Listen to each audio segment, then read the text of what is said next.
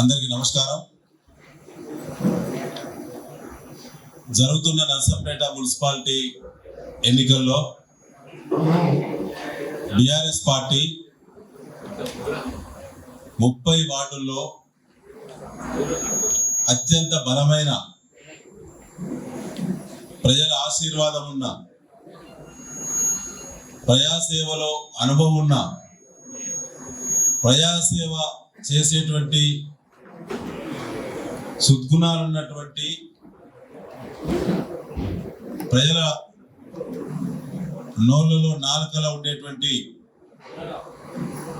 అభ్యర్థులను BRS party నిలబెట్టింది.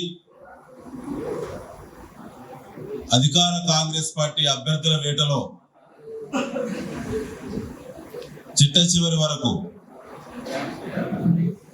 ఎలాంటి వారికి అవకాశం ఇచ్చిందో నర్సంపేట ప్రజలందరూ కూడా అర్థమైపోయింది.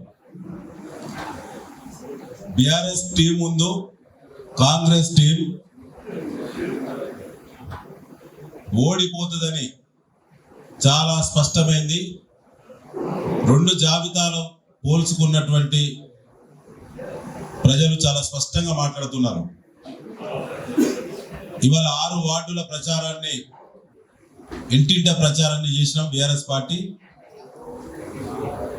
ఏ ఇంటికి వెళ్ళినా ప్రజల యొక్క ఆశీర్వాదం నిండుగా, నర్సంపేటలో మార్పు జరగాలి, నర్సంపేటలో అరాచకాలకు చరమగీతం పాడాలి, నర్సంపేటలో అవినీతి గూండా రాజకీయాలను పొందబెట్టాలి, ఎవరి ఆస్తులు వాళ్ళకు భద్రంగా ఉండాలంటే, అసైన్మెంట్ భూములకు రక్షణ కావాలంటే బీఆర్ఎస్ పార్టీతోటే సాధ్యమని,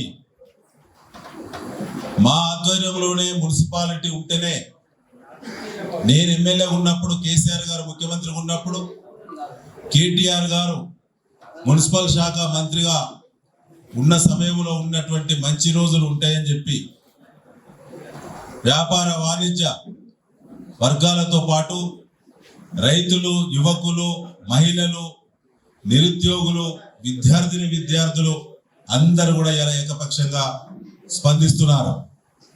ఏ సర్వేలు చూసినా, మా పార్టీ సర్వేలే కాదు, వివిధ రకాల ప్రెస్ మీడియా సర్వేలన్నీ చూసినా, చివరికి కాంగ్రెస్ పార్టీ సర్వేలు చూసినా, ఇంటెలిజెన్స్ రిపోర్ట్ చూసినా, ముఖ్యమంత్రి గారి సీఎంఓ ప్రత్యేకంగా నిఘా పెట్టి సర్వేలు చేసిన నర్సంపేట బీఆర్ఎస్ పార్టీకి అనుకూలం ఉందని చెప్పి చాలా స్పష్టమైనటువంటి సర్వేలు ఇలా బయటకు వచ్చినాయి. చేరికల పరంపర కొనసాగుతున్నది.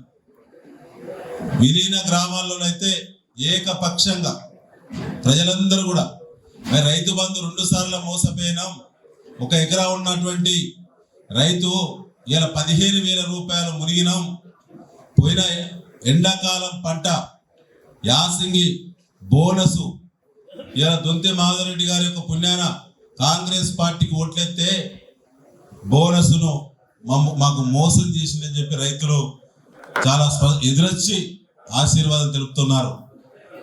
ఇక అది రాదు. పోయిన ఎండాకాలం బోనస్ ఎగబెట్టిళ్ళు, మొన్న గడిచినటువంటి వానాకాలం ఏసుడు ఇప్పుడే ప్రారంభించి నీకు అందరికి రాలే. దాని మీద కాంగ్రెస్ పార్టీ బాధ్యత వహించే పరిస్థితి వచ్చింది ఎన్నికల్లో. అదే పద్ధతిలో మన జరిగిన గ్రామ పంచాయతీ ఎన్నికల్లో 30,000 ఇళ్లు ప్రకటించిన మన స్థానిక శాసనసభ్యులు దొంతి మాధవరెడ్డి గారి ఇందిరమ్మ పథకంలో మన నియోజకవర్గంలో గ్రామాల వారీగా ఆయనకు వచ్చేది 3,000, అది కూడా వచ్చే సంవత్సరానికి వస్తాయి.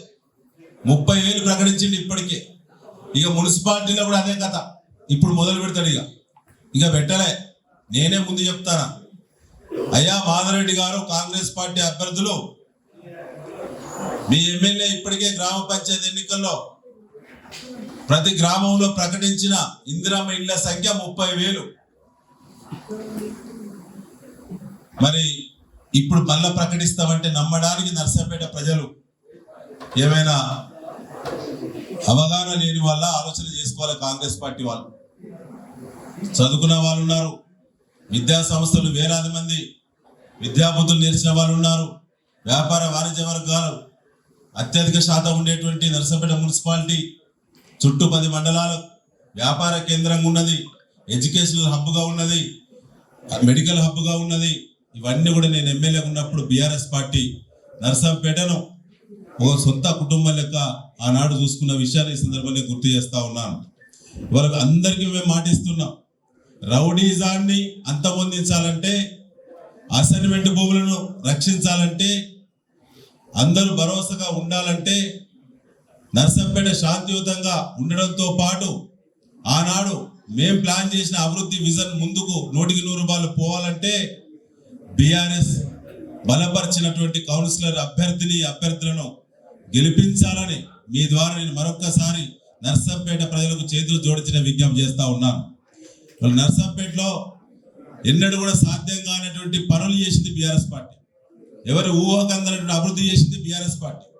ఇవాళ జరుగుతున్న కొన్ని పనులు దొంతి మాధవరెడ్డి గారే చేస్తున్నాడని చెప్పి ఒక ప్రచారాన్ని తీసుకొస్తుంది కాంగ్రెస్ పార్టీ. అయ్యా మాధవరెడ్డి గారు, మీరు ఆనాడు చెప్పినాం, ఈనాడు చెప్తున్నారు, రేపు ఓటర్లు కూడా చెప్తాం, మా అభ్యర్థులు కూడా అదే ప్రచారం చేస్తారు. మీరు కాంట్రాక్టర్ గా పనిచేస్తున్నారు. నిధులు తెచ్చింది నేను 42 కోట్ల రూపాయలు తీసుకొచ్చి ఆనాడు పనులన్నీ కూడా పురోగతిన పనులను మార్పులో భాగంగా నేను ఓడిపోయినా మీరు వచ్చిళ్ళు అది కొనసాగించాలి. ధర్మం అయితే మీరు అధర్మ రాజకీయాలు చేస్తున్నారు. అధర్మం వైపు మీరు అడుగులేసిళ్ళు.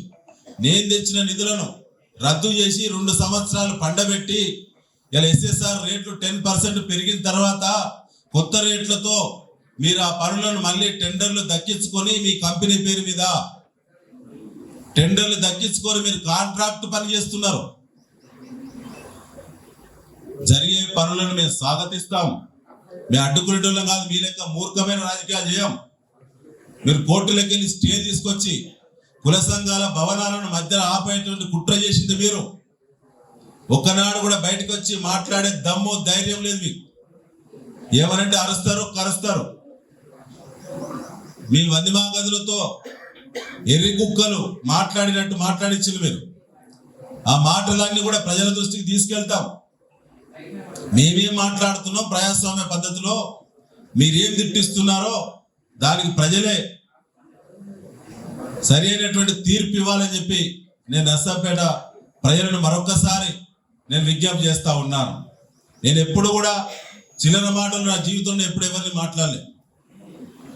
నన్ను కూడా ఇన్ని రాజకీయాలు ఎవరు ఒక మాట కూడా పల్లెత్తి మాట అనలే.